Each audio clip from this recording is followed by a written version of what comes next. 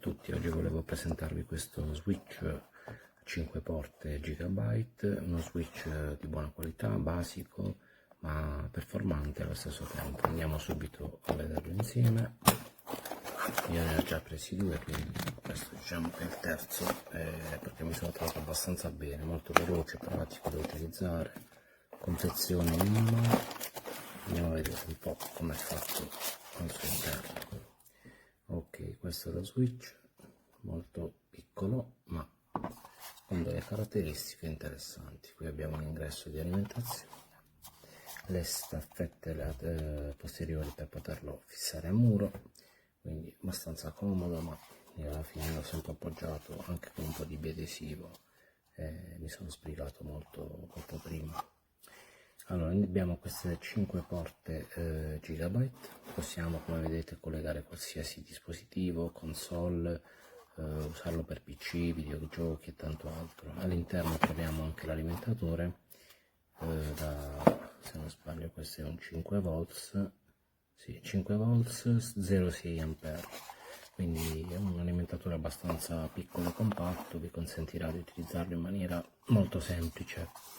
Andiamo a vederlo nello specifico. Le 5 porte sono queste. Man mano che andremo a collegare i nostri dispositivi si accenderà una piccola spia che andrà a indicare, diciamo, l'avvenuto collegamento. Andiamo a vedere le specifiche. Qui 5 porte che comprendono 10, 100, 1000 megabyte, quindi ideali per le nuove tecnologie.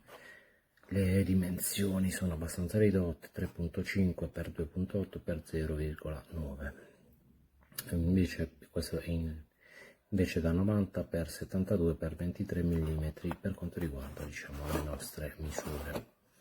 Facile da montare, plug and play, che altro dire, è un dispositivo abbastanza comodo, pratico da utilizzare, come vedete dimensioni compatte, molto leggero, quindi ovviamente se dovete fare degli utilizzi più professionali, tipo usare il PoE, andiamo su switch di altro livello, ma questo è veramente pratico, utile. Io l'ho messo sia vicino al mio PC ma anche nel salone per la play, la tv, insomma è abbastanza buono, veloce, pratico, non ho nulla da dire, veramente un dispositivo. Poi il prezzo è veramente vantaggioso,